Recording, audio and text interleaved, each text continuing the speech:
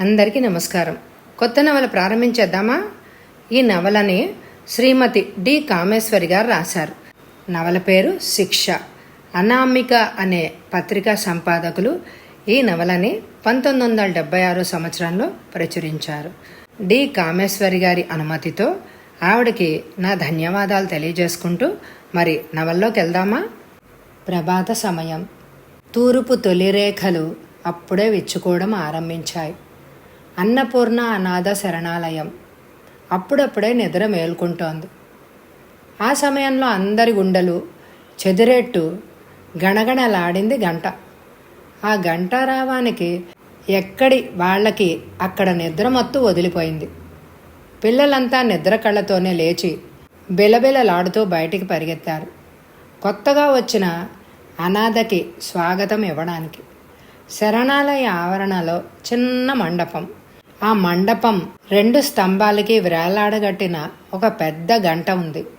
ఆ శరణాలయంలో చేర్చడానికి తమ బిడ్డ అని చెప్పుకోవడం ఇష్టం లేని వారు ఆ మండపంలో బిడ్డను వదిలి గంట మోగించి తమ పని పూర్తయినట్టుగా చకచకా వెళ్ళిపోతారు. తమ ఉనికి ఎవ్వరూ గుర్తించకముందే ఆ గంట మోగింది అంటే మరొక అనాథ వచ్చింది అన్న విషయం శరణాలయంలో అందరికీ తెలుసు. ఆ మండపంలో ఒక పసిపాప క్యారు క్యారు అని ఏడుస్తోంది. శరణాలయంలో పిల్లలంతా ఆ పసిపాప చుట్టూ మూగారు. పెద్దక్క సుగుణ ఏడుస్తున్న పాపని పొత్తిళ్లతో సహా ఎత్తుకుంది. అమ్మో, ఈ పాప ఎంత అందంగా ఉందో చూడండర్రా, ఆశ్చర్య ఆనందాలతో అంది. అబ్బా, ఎంత తెల్లగా ఉంది! అరే, ఎంత ఒత్తు జుట్టో! చూడని అక్క, నాకోసారి ఇయ్యక్క. పిల్లలంతా సుగుణ చేతిలోని పాపాయిని ఆరాటంగా చూశారు. ఉండండర్రా, పాపం ఏడుస్తోంది, ముందు లోపలికి తీసుకెళ్దాం. సుగుణ పాపని ఎత్తుకుని లోపలికి నడిచింది. పిల్లలంతా వెంట నడిచారు.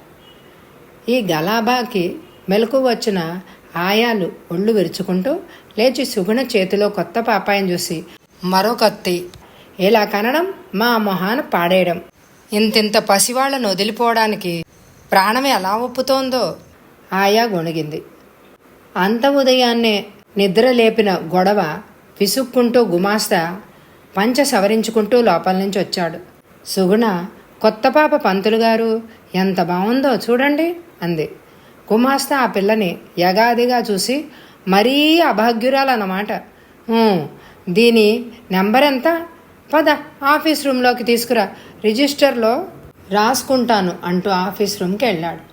ఆ పిల్ల దొరికిన టైము, పుట్టుమచ్చల వివరాలు, మెడలో తిరుపతి వెంకటేశ్వరుడి రాగి బిళ్ళ వివరాలు రాసుకుని ఏడుస్తున్న ఆ పిల్లని చిరాగ్గా చూసి, తీసుకుపో, దానికింత పాలో ఏవో పట్టండి అన్నాడు. పాపకి పేరేం పెడదాం పంతులు గారు? సుగుణ అడిగింది. గుమాస్తా ఆవలిస్తూ చిరాగ్గా, బారసాల మహోత్సవం చేసి నామకరణం చేద్దాంలేండి ఘనంగా, తర్వాత పోపో తీసుకుపో అన్నాడు వ్యంగ్యంగా. ఆ తిరస్కారాలు, ఆ మాటలు కొత్తవి కావు గనక ఆ పిల్లలు ఏమీ బాధపడలేదు. సుగుణ ఉత్సాహంగా, తెల్లారగట్ల మనకి దొరికింది కాబట్టి ఉష అని పేరు పెడదాం అంది. పిల్లలంతా ఉష ఉష బాగుందక్క అంటూ చప్పట్లు కొట్టారు. సరే, బాగుంది, ముందు దానికింత ఏదో పట్టండి, ఇల్లు ఎగరగొట్టి చంపేస్తోంది. గుమాస్తా మరోసారి ఆవలించి గదిలోకి వెళ్ళాడు. సుగుణ పిల్లని ఎత్తుకొని లోపలికి నడిచింది. పిల్లలంతా లోపలికి పరిగెత్తారు. ఓ అమ్మాయి వంటగదిలోకి వెళ్ళి ఇన్ని పాలు అడిగి తెచ్చింది. మరో అమ్మాయి సీసా కడిగి పాలు పోసి ఇచ్చింది. సుగుణ పాలు పట్టింది. పాప ఏడుపు ఆగింది. ఏడ్చి ఏడ్చి అలసిపోయి పొట్ట నిండగానే కళ్ళు మూసుకుంది. సుగుణ నెమ్మదిగా ఓ పక్క మీద పడుకోబెట్టి, పదండర్రా, తొందరగా మొహాలు అవి కడగండి అంటూ అందరినీ తరిమింది. సుగుణ ఉషవంక చూసి నెట్టూడ్చి అక్కడి నుంచి కదిలింది. అనాథ శరణాలయంలోకి మరొక అనాథ వచ్చింది అంటే తమతో పాటు ఆ నరకంలో మగ్గుతుంది అన్న భావం కాస్త జ్ఞానం వచ్చిన వాళ్ళకు కలుగుతుంది. అందుకే సుగుణ ఉషను చూసి, అంత చక్కని పాప, ఏ గొప్పింటి బిడ్డో, ఎంత పాపం చేసుకుని పుట్టి ఇలా అనాథ అయిందో, ఏ తల్లి పాపఫలమో అంటూ విచారించింది. జ్ఞానం లేని పసివాళ్ళు మరొక కొత్త పాప దొరికిందని సంబరపడ్డారు. అన్నపూర్ణ అనాథ శరణాలయం 100 సంవత్సరాల క్రితం రంగాపురం జమీందారు గారు రంగరాజు భార్య జ్ఞాపకార్థం కట్టించింది. అప్పట్లో కేవలం దిక్కు మొక్కు లేని పిల్లలకు ఆశ్రయం కల్పించేదిగా మాత్రమే ఉండేది. 100 మంది పిల్లలకి తక్కువ లేకుండా ఆశ్రయం ఇవ్వగలిగేదిగా మాత్రమే ఉండేది. ఆయన తర్వాత ఆయన కొడుకు రావ్ బహదూర్ మంగరాజు హయాంలో ఆ అనాథ శరణాలయానికి ఇంకా ఎక్కువ వసతులు సదుపాయాలు సమకూర్చారు. ఊరికే తిండి బట్ట సమకూర్చడంతో సరిపుచ్చకుండా ఉచితంగా మెట్రిక్ వరకు చదువు చెప్పించి 18 ఏళ్ళు వచ్చే వరకు ఉంచుకొని చదువు పూర్తయిన వాళ్లకు ఒక దారి ఏర్పడే వరకు అక్కడ ఉంచే ఏర్పాట్లు చేశారు. ఆడపిల్లని పెళ్ళాడడానికి ఎవరైనా ముందుకొస్తే శరణాలయ ఆధ్వర్యాన జరిపించి పంపిస్తారు. కాలక్రమేణా జమీందారీలు పోయాయి.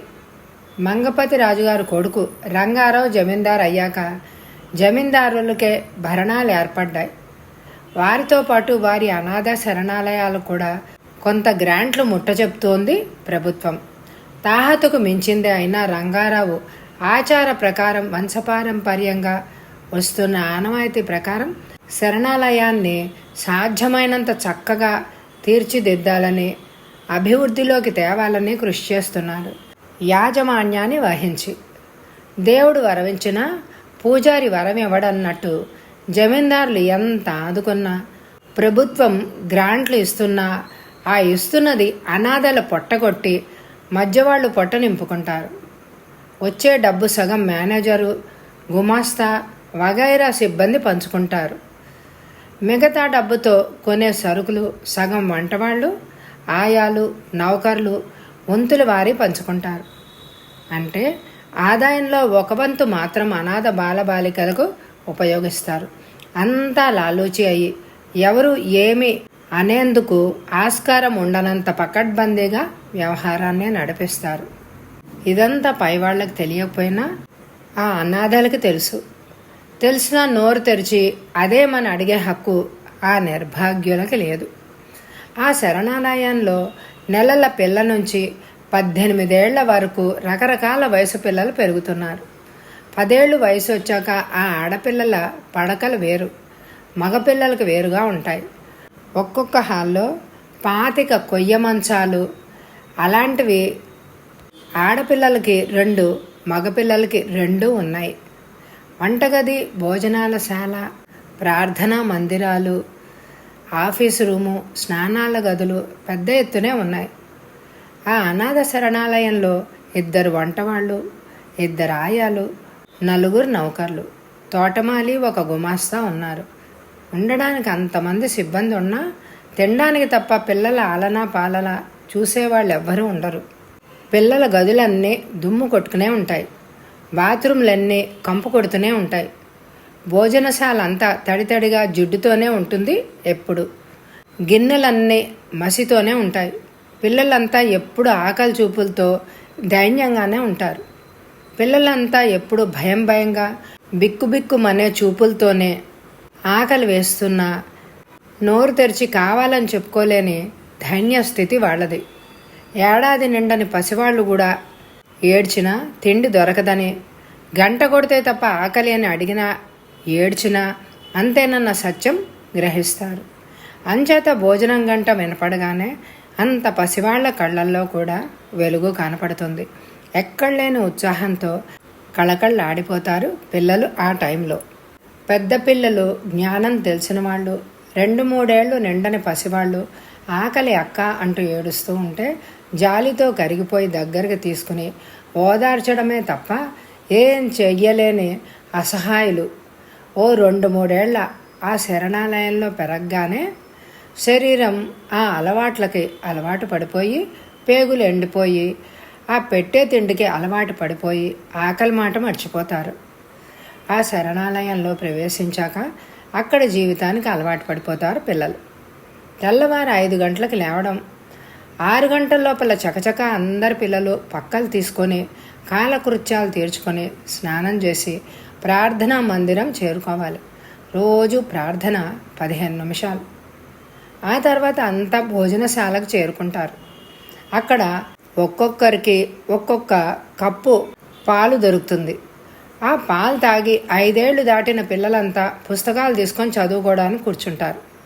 9 గంటలకి భోజనం గంట వినపడగానే పిల్లలంతా బిలబిలలాడుతూ భోజనశాల చేరి తమ అల్యూమినియం కంచం, గిన్నె, గ్లాసు పుచ్చుకొని వరుసగా వంటవాడి దగ్గర క్యూలో వెళ్ళాలి.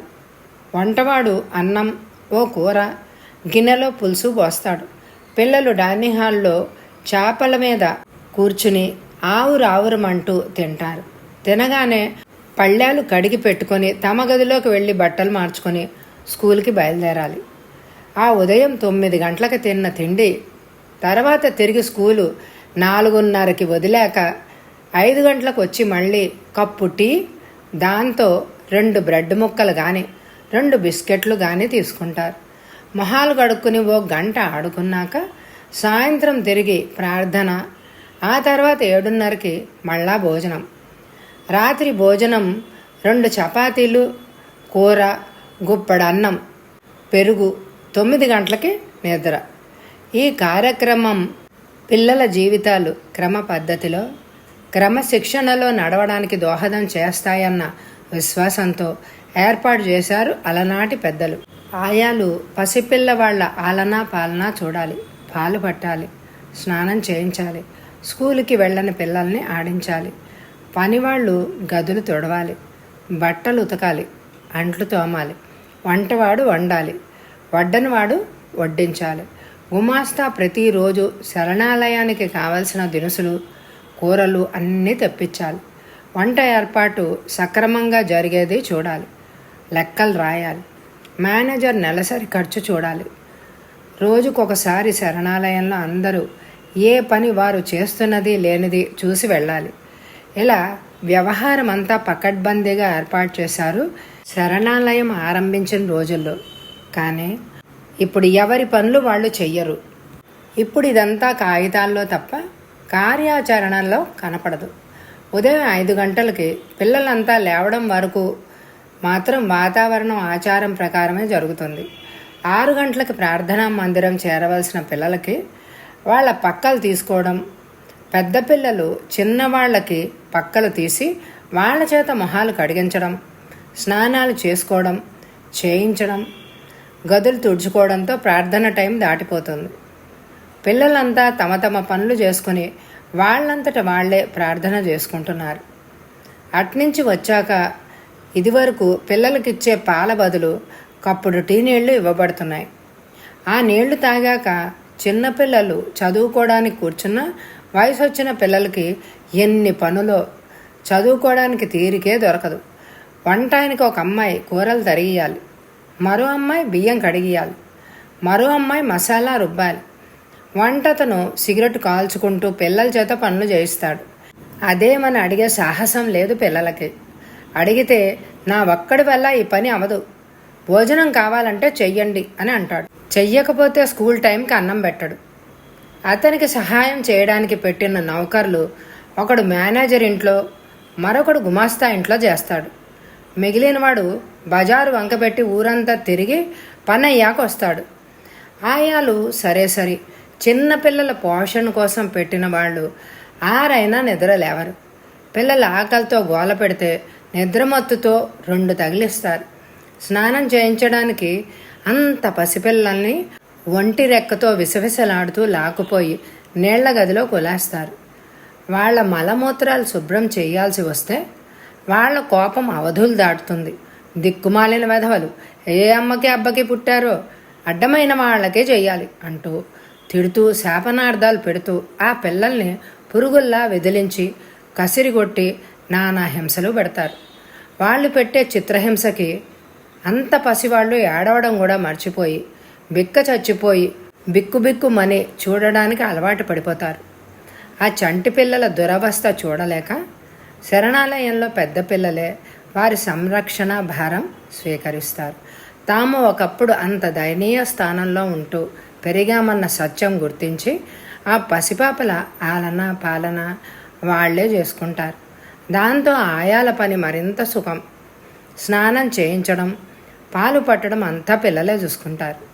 ఎటొచ్చి పెద్ద పిల్లలు స్కూల్కి వెళ్ళే సమయంలో ఆ పసివాళ్లకి ఆయాళ్ళ చేతిలో నరకం తప్పదు. ఆ పసివాళ్లు ఏడిస్తే పాల బదులు గంజినీళ్లు పడతారు. పసిపాపల కోసం ఇచ్చే పాల డబ్బాలన్నీ ఏమైపోతాయో అని అడిగే నాథుడే లేడు. రోజుకి 2 సార్లు పాలని పట్టాలి. పాలో నీళ్ళు పట్టేవాళ్లకే తెలియదు అని గంజి తాగి ఆ పిల్లలు చావకుండా బ్రతకకుండా పుల్లలాంటి కాళ్ళు చేతులతో ఆకలికి ఎప్పుడు గీయని ఏడుస్తూ ఉంటారు. కొన్నాళ్లకి వాళ్ల పేగులు ఎండిపోయి ఆ ఆకలి వారిని బాధించని స్థితికి చేరుకుంటారు. పూర్వం పిల్లలకు ఉదయం దొరికే పాలకి బదులు ఇప్పుడు కప్పు టీ నీళ్లు దొరుకుతాయి. 9 గంటలకి ఇదివరకు తినే భోజనం ఇప్పుడు ఉంది, కానీ కప్పులతో 2 కప్పుల అన్నం, నీళ్ల పప్పు లేక పులుసు, ఒక కూర మాత్రం ఉంటాయి. బజార్లో అన్నిటికంటే చవకగా దొరికే కూరే ప్రతిరోజు ఉంటుంది. తోటకూరే కూర, అదే పులుసు, లేదంటే వంకాయో గుమ్మడికాయో ఎంత పల్చగా జావలా చేస్తాడు ఆ వంటవాడు. ఆకలికి గిలగిలలాడే ఆ ప్రాణాలు అదే అమృతం అన్నట్టు ఆశగా తింటారు. ఉదయం 9ంటికి తిని సాయంత్రం స్కూల్ నుంచి రాగానే ఆవురావురమనే ఆ పిల్లలకి కప్పు టీ, 2 బిస్కెట్లు లేదా గోధుమ జావ లాంటి ఉప్మా అనే పదార్థం, ఓ గరిటె లభిస్తుంది. తిరిగి రాత్రి భోజనం 2 కొయ్య ముక్కల చపాతీలు, నీళ్లలో తేలే బంగాళదుంప ముక్కలు 2, మజ్జిగ అనబడే తెల్లటి నీళ్లలో గుప్పెడన్నం, అది భోజనం. తెస్తున్న పదార్థాలు ఏమయ్యాయి అని అడిగేవారే లేరు. కాస్త ఏ ధైర్య సాహసాలు గల పిల్లలో ఏ రోజన్నా ఆకలికి ప్రాణం ఉసూరమని అడిగితే తర్వాత వాళ్ల పాటలో దేవుడికే ఎరక. రోడ్ల మీద అడుక్కు తినవలసిన దానివి 2 పూట్లా ఇంత తింటున్నావు, సంతోషించు, నీ మొహానికి భోజనం చాలదా, మహారాణి గారికి ప్రత్యేకం వండి వారుస్తాం లాంటి సూటీ పోటీ వ్యంగ్యోక్తులతో పనివాళ్లంతా తిరగబడతారు. కక్షగా మేనేజర్తో చెప్పి ఓ రోజు భోజనం మాన్పిస్తారు. లేదంటే ఏ దొంగతనమో మరే నేరమో అంటగట్టి నలుగురెదుట నిలబెట్టి శిక్షిస్తారు. ఆ అవమానం, ఆ హింస భరించలేక పిల్లలెవ్వరు ఏం అడిగే ధైర్యం చెయ్యరు. నిజమే, నిర్భాగ్యులం, ఈ మాత్రం ఆశ్రయం దొరికిందే భాగ్యం అనుకుని నిర్లిప్తంగా బ్రతకడానికి అలవాటు పడతారు. భోజనం ఏర్పాట్లు అలా ఉంటే కనీసం స్నానం చేయడానికి ఒక సబ్బు ముక్క కూడా దొరకదు. వారానికి ఓసారి గుమాస్తా దయతలిచి ఆడపిల్లలకు ఓ సబ్బు, మగపిల్లలకు ఓ సబ్బు ఇస్తాడు. పిల్లలు అదే అపురూపంగా దాంతో ఆదివారం కాస్త తల కడుక్కుని అరిగిపోతుందన్నట్టు కాస్త పాముకొని ఒళ్ళు రుద్దుకుంటారు. ఆదివారం పిల్లలంతా బట్టలు ఉతుక్కోవాలి. వంటాయన్ని అడిగి గంగాళం వేణ్ణీళ్లు పెట్టించుకొని గుమాస్తా గారిని బ్రతిమలాడి చాకల సోడా ఇప్పించుకొని అందరి బట్టలు సోడాలో నానబెట్టి ఉతుక్కుంటారు. శరణాలయం అధికారులు ప్రతి పిల్లలకి స్కూల్ డ్రెస్సు 2 జతలు, ఇంట్లో కట్టుకుందుకు 2 జతలు ఇస్తుంది. సంవత్సరానికి ఆ 4 బట్టలకే అతి పొదుపుగా వాడుకొని కట్టుకోవాలి పిల్లలు. శరణాలయంలో జరిగే అక్రమాలు, అన్యాయాలు చూసేందుకు ఆపేందుకు ఎవ్వరూ లేరు. అంచేత ఆ పిల్లలంతా ఒకరి కష్టం ఒకరు చెప్పుకుంటూ ఒకరికొకరు చేదోడు వాదోడుగా ఒక తల్లి బిడ్డల్లాగా అక్క చెల్లి అన్న తమ్ముడు అని ఆప్యాయంగా పిలుచుకుంటూ ఏక కుటుంబంలాగా కలిసిమెలిసి ఉంటారు. వాళ్లలో అందరికంటే వయసులో పెద్దమ్మాయి ఆ పిల్లలందరికీ పెద్దక్క. అందరూ ఆ అమ్మాయి మాట వినాలి. ఆ పిల్ల వాళ్ళందరి మంచి చెడ్డ చూస్తుంది. ఆ అమ్మాయి చదువయ్యి పెళ్లి చేసుకుని వెళ్ళిపోతే ఆ అమ్మాయి తర్వాత అమ్మాయి పెద్దక్క అవుతుంది. ఎవరెక్కడ పుట్టారో ఎవరే కులమో ఆ పిల్లలంతా అంతలా కలిసిపోయి పెరగడానికి పరిస్థితులే దోహదం చేస్తాయి. సంవత్సరానికి ఓసారి జమీందారు గారు జమీందారునితో శరణాలయాన్ని చూడ్డానికి విచ్చేస్తారు. ఆ శుభ సమయంలో మాత్రం అనాథ శరణాలయం కళకళలాడుతుంది. జమీందారు గారు వచ్చే ముందు మాత్రం సిబ్బందిలో చైతన్యం వస్తుంది. అంతా చకచకా పనులు చేసేస్తారు. పిల్లలందరి చేత గదులు తుడిపించి కడిగించి పక్క బట్టలు పిల్లల బట్టలు చాకలికి వేసి తోటంతా శుభ్రం చేయించి వంటగదులు పామించి గిన్నెలు తోమించి ఓ వారం చకచకా పనులు జరుగుతాయి. ఆ రోజు వంటగది నుండి ఘుమఘుమ వాసనలు వస్తాయి. శరణాలయం అంతా తిరిగి చూసే జమీందారు దంపతులు సంతృప్తిగా తలూపుతారు. పిల్లలకి ఆ రోజు పండగ. జమీందారుని పిల్లలకి తలా ఒక జత బట్టలు, మిఠాయి పంచిపెడుతుంది. ఆ రోజు పిల్లల మొహాలు కళకళలాడతాయి. మేనేజర్, గుమాస్తాలు, నౌకర్లు అంతా వినయ విధేయతలు ఒలకబోస్తారు. లెక్కలన్నీ అతి పకడ్బందీగా వేసి చూపిస్తారు.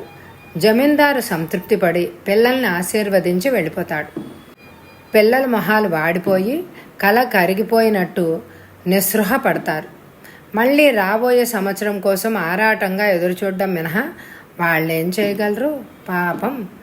ఏడాదికోసారి ఆ మాత్రం అదృష్టానికి కూడా నోచుకోలేనట్టుగా గత ఏడాది జమీందారు శరణాలయం దర్శించలేదు. ఆయన భార్య బిడ్డలు పోయి దుఃఖంలో మునిగిపోయారు. మాజీ జమీందారు రంగారావు 40 ఏళ్ల మనిషి. భారీ విగ్రహం, రాజరికపు హుందా అడుగడుగునా కనిపిస్తుంది. చూసేవాళ్లకు గౌరవం మర్యాదలతో పాటు హడలు పుట్టించేలా ఉంటారు.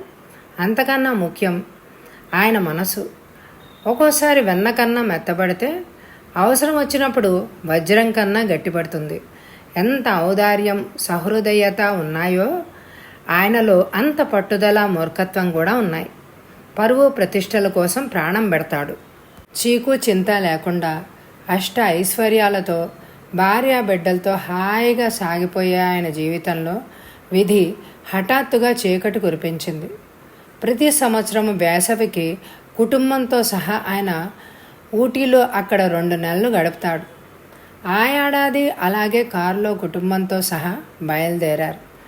కాలేజీలో చదువుకుంటూ సెలవులకు వచ్చిన రంగారావు గారి తమ్ముడు మాధవరావు జమీందారు తల్లితో సహా అందరూ బయలుదేరారు. త్రోవలో కారు లారీకి గుద్దుకొని ఘోర ప్రమాదం జరిగింది. కారు ముందు భాగం అంతా పచ్చడయి పక్కకి పల్టీ కొట్టి దూరంగా పల్లంలోకి దొల్లిపోయింది. ముందు సీట్లో కూర్చున్న డ్రైవరు మాధవరావు 10 ఏళ్ల కొడుకు అక్కడికక్కడే చనిపోయారు. వెనక సీట్లో కూర్చున్న రంగారావు ముసలి జమీందారునికి కొద్దిగా దెబ్బలు తగిలాయి. రంగారావు గారి భార్య మోపైన గాయాలతో స్పృహలేక ఆసుపత్రిలో చేర్చిన స్పృహ రాకుండానే 2 రోజుల తర్వాత మరణించింది. భార్య, బిడ్డ, తమ్ముడు పోగానే ఒక్కసారి అంతటి దుఃఖాన్ని తట్టుకోలేక రంగారావు ఇంచుమించు మతి చెల్లించినట్లు అయిపోయాడు. వృద్ధ జమీందారిని అయితే ఆ షాక్కి తట్టుకోలేక పక్షవాతంతో మంచం పట్టేసింది. కళకళ్ళాడే ఆ భవనంలో శ్మశాన శాంతి ఆవరించింది. రంగారావు నిర్లిప్తంగా రోజులు వెళ్లదీస్తున్నాడు. కళ్ళు తెరిచినా మూసినా ఆయనకి రక్తం మడుగులో ముక్కుపచ్చలారని 10 ఏళ్ల బిడ్డ కనిపిస్తాడు. ఒళ్ళంతా గాయాలతో తెలివిలోకి రాకుండానే కన్నుమూసిన భార్య కనిపిస్తుంది. ఆయన తల కారు చక్రంలాగా గిర్రున తిరుగుతుంది. భరించలేని ఆవేదనతో తల 2 చేతులతో పట్టుకొని కూలిపోతాడు ఆయన. ఆ ఆవేదన, బాధ మర్చిపోవడానికి రోజల్లా తాగుతూ మత్తులో పడి ఉండడం ఆయన అలవాటు చేసుకున్నాడు. యజమాని దుఃఖాన్ని చూసి ఏమని చెప్పి ఓదార్చాలో కూడా తెలియక పనివారంతా ఇంట్లో బిక్కుబిక్కుమని తిరగసాగారు. పోయిన వారందరూ పోగా ఉన్న ఒక్క కొడుకు స్థితి చూస్తూ జమీందారుని కన్నీళ్లు పెట్టుకుని వ్యధ చెందడం మినహా ఏమీ చేయలేకపోతోంది. ఆ ఇంట్లో భార్య బిడ్డలు మసిలిన పరిసరాల్లో ఉండలేక రంగారావు తరచూ గ్రామం వదిలి వేరే పట్టణాల్లో తిరగసాగారు. నెలకి 20 రోజులు అలా పిచ్చిగా ఒక గమ్యం లేకుండా పట్టణాల్లో తిరుగుతూ క్లబ్బులని, తన బాధ మర్చిపోవడానికి, జీవితంలో ఏర్పడ్డ శూన్యాన్ని మర్చిపోవాలని ప్రయాసపడేవారు. గత ఏడాదిగా రంగారావు గారు ఆ స్థితిలోనే ఉన్నారు. కొడుకుని ఎలాగైనా మళ్ళీ మనుషుల్లో పడేయాలని జమీందారుని మళ్ళీ వివాహం చేసుకోమని ఎన్ని విధాల నచ్చచెప్పి బ్రతిమలాడింది. వంశం నిర్వంశం అయిపోతుందని ఎంతో వ్యధగా చెప్పేది. తల్లి మాటలకి రంగారావు విషాదంగా నవ్వి తల అడ్డంగా ఆడించి వెళ్ళిపోయేవాడు. మరీ తల్లి బ్రతిమలాడగా అది జరిగే పని కాదమ్మా, పదే పదే చెప్పి నన్ను విసిగించకండి అని మొహం దిప్పుకొని వెళ్ళిపోయేవాడు. ఇంకా తల్లి ఏం చేయగలదు? ఆ లంకంత భవనంలో తల్లి ఓ మూల, కొడుకు ఓ మూల రోజులు గడపసాగారు. 4 రోజుల క్రిందట మద్రాసు నుంచి వచ్చిన రంగారావు మళ్ళీ ప్రయాణం అవుతున్నాడు అన్న వార్త విని జమీందారిని ఊరుకోలేక కొడుక్కి కబురు పంపించింది. పెద్దమ్మగారు తమరినొచ్చి కనపడమంటున్నారు బాబు. దాసీది వచ్చి కబురు చెప్పింది. డ్రెస్ అవుతున్న రంగారావు వస్తున్నానని చెప్పు అని అన్నాడు. బాబు, ఏమిటిది? 4 రోజుల క్రితం 10 రోజులు తిరిగి వచ్చావు. ఇప్పుడు మళ్ళీ ఎక్కడికి ప్రయాణం? అలా తిరుగుతుంటే నీ ఆరోగ్యం ఏమవుతుందో ఆలోచించావా? మిగిలిన వాడివి నీ ఒక్కడివి. నా కళ్ళ ముందే నీవిలా అయిపోతూ ఉంటే నేనెలా సహించను? వృద్ధ జమీందారుని గొంతు రుద్ధమైంది. రంగారావు దోషిలా తల వంచుకున్నాడు. అద్దంలో ఓసారి నీ మొహం చూసుకో బాబు. ఆ కళ్ళ కింద నడుపు చూడు. ఆ కళ్ళెంత లోతుకుపోయాయో. నిన్నిలా చూస్తుంటే నా గుండె తరుక్కుపోతోంది. పోయిన వాళ్లతో మనము పోలేం బాబు. గుండె దిటవు చేసుకోవాలి. బొత్తిగా ఇలా అయిపోతే ఎలా నాయనా? సంవత్సరమైంది. ఇంకెన్నాళ్ళు ఇలా నిద్రాహారాలు లేకుండా కుంగిపోతావు? మర్చిపోవాలి బాబు. ఎలా మర్చిపోనమ్మా? కళ్ళు తెరిచినా మూసినా బాబే కనిపిస్తున్నాడు. రమ నాతో ఒక్క మాట చెప్పకుండానే వెళ్ళిపోయింది. ఇదంతా ఎలా మరవను? ఎవరి కోసం బ్రతకాలమ్మా ఇంకా? అంత దృఢమైన మనిషి, అంత ఆజానుబాహువు పసివాడిలాగా కళ్ళ నీళ్లు పెట్టుకున్నాడు. నేను ఇంకా బ్రతికే ఉన్నానురా బాబు. నా కోసం నాకు కొరివి పెట్టాల్సింది నీవే ఇలా మాట్లాడితే నేనేమైపోవాలి నాయనా? చెట్టంత కొడుకుని, వంశాంకురమైన పసివాడిని, మహాలక్ష్మి లాంటి కోడల్ని పొట్టను పెట్టుకుని నేను ఇంకా బ్రతికే ఉన్నాను నాయనా. నా కోసమైనా నీవు సంతోషంగా ఉండాలి నాయనా. ఆనందం, సంతోషం అవి ఇంకా ఈ జన్మకి మళ్ళీ దొరకవమ్మా. జమీందారుని ఇంకేమనగలదు? నెట్టూర్చింది. అస్తమాను ఇలా ఇల్లు పట్టకుండా తిరగకు నాయనా. నా మాట విని ప్రయాణాలు మానుబాబు. లేదమ్మా, ఈ ఇంట్లో నేను ఉండలేనమ్మా. ఈ నిశ్శబ్దం నన్ను పిచ్చివాణ్ణి చేస్తోంది. నన్ను వెళ్ళనీయండి, అడ్డు చెప్పకండి. రంగారావు తల్లికి మరో మాట అనే అవకాశం ఇవ్వకుండా చరచరా వెళ్ళిపోయాడు. బయట కారు శబ్దం విని జమీందారిని నిట్టూర్చి పక్క మీద వాలింది. మద్రాసులో రంగారావు గారికి చాలామంది స్నేహితులు ఉన్నారు. ఆయన ఎప్పుడూ ఒక పెద్ద హోటల్లో బస చేస్తారు. ఆయనకి కలిగిన దుఃఖం మర్చిపోవడానికి అలా తరచూ వస్తుంటాడన్న సంగతి వాళ్ళకి తెలుసు. అంచేత ఆయన చుట్టూ మిత్ర బృందం ఉంటూనే ఉంటుంది. డబ్బుండాలే కానీ విలాసాలకి వినోదాలకి ఏం లోటు? అంచేత తాగుడు, పేకాట, డాన్సులు, పార్టీలకి ఖర్చు పెట్టేస్తూ ఆయన ఖర్చుతో వారంతా వినోదిస్తూ ఆయన్ని వినోదింప చేస్తున్నాం అని తృప్తి పడేవారు. ఆయన ఆనందిస్తున్నట్టు పైకి కనిపించేది అంతా నటన అని ఆయన అంతరాంతరాల్లో ఆయన బాధ మర్చిపోలేదన్న సంగతి వాళ్ళకి తెలియదు. ఎన్నోసార్లు ఆయన గదికి ఎందరో అందమైన విలాసవతులను పంపేవారు. రంగారావుకి ఎప్పుడు అలాంటి భోగ లాలస లేదు. ఈనాడు భార్య లేకపోయినా ఆయన దృష్టి మరే స్త్రీ మీదకి మళ్ళేది కాదు. అలాంటి సుఖం కావాలని ఆయన కోరుకోనూ లేదు. అంచేత రాను రాను ఆ మిత్రులు, వారి పార్టీలు, వారి సహవాసం పట్ల ఆయనకి విముఖత కలిగింది. అంచేత ఈ మధ్య ఆయన తన బస మరొక హోటల్కి మార్చేశాడు. తాగడం లేదా బీచ్ ఒడ్డున వచ్చిపోయేవారిని చూస్తూ కూర్చోవడం, కారు తీసుకొని రోడ్లన్నీ తిరగడం దైనందిన కార్యక్రమం అయింది. ఆ రోజు అలా గమ్యం లేకుండా పరధ్యాన్నంగా కారు నడుపుతూ వెళ్తున్న ఆయన వీధి మలుపు దగ్గర హారన్ మోగించకుండానే చటుక్కున కారు తిప్పేశారు. అట్నుంచి అప్పుడే మలుపు తిరుగుతున్న ఒక యువతి కెవ్వున కేకేసి కారు కింద పడ్డం అన్నీ ఒక్క క్షణంలో జరిగిపోయాయి. అప్పటికి కానీ రంగారావు సృహలోకి రాలేదు. చటుక్కున కారాపి గబగబా దిగాడు. అప్పటికే కారు చుట్టూ గుంపు మూగింది. అందరూ కలిపి కారు కింద పడిన యువతిని పైకి లాగారు. దెబ్బలు చాలా చోట్ల కనిపించాయి. ఆ హఠాత్ సంఘటనకి మతిపోయి నిలబడ్డాడు రంగారావు. అంతా తలో మాట అనడం మొదలుపెట్టాక చటుక్కున కర్తవ్యం గుర్తించి ఆమెను కారులో పడుకోబెట్టించి గబగబా తనకు తెలిసిన ఒక నర్సింగ్ హోమ్కి తీసుకెళ్లారు. తగిలిన గాయాలు అట్టే ప్రమాదకరమైనవి కాదనే డాక్టర్ ధైర్యం చెప్పే వరకు ఆయన మనసు స్థిమితపడలేదు. యాక్సిడెంట్ అంటే ఆయనకి ఎంతో గుండెదడ. ఈరోజు మళ్ళీ యాక్సిడెంట్ జరగడం, రక్తసిక్తమైన యువతి. ఆయన కళ్ళు తిరిగినట్టు అలా కుర్చీలో వాలిపోయాడు.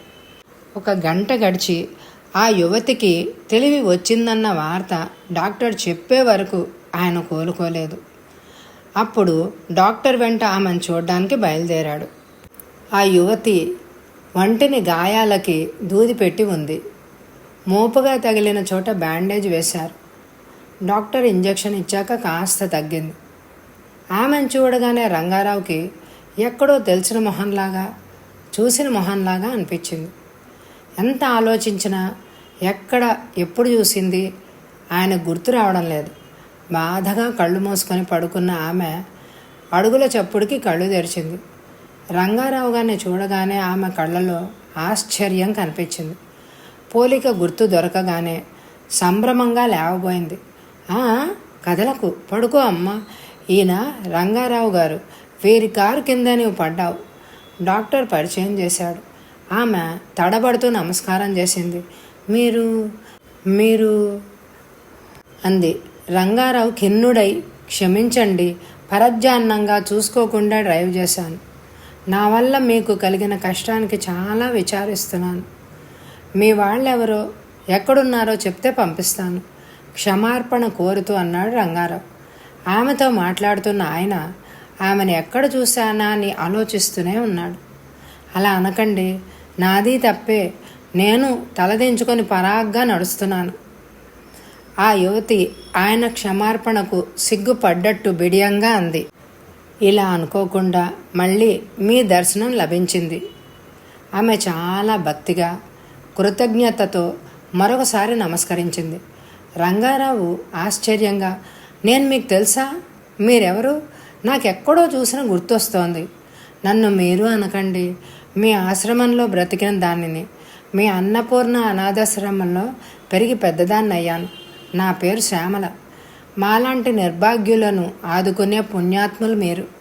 ఎన్నాళ్లకు మీ దర్శనం లభించింది ఈ యాక్సిడెంట్ వలన అంది శ్యామల. రంగారావుకి చటుక్కున గుర్తొచ్చింది. ఆయన మొహం విప్పారింది. నిన్ను అనాథ శరణాలయంలో 2-3 సార్లు చూశాను. ఎందాకటి నుంచి ఎక్కడ చూశానా అని ఆలోచిస్తున్నాను. నీ పేరు శ్యామల.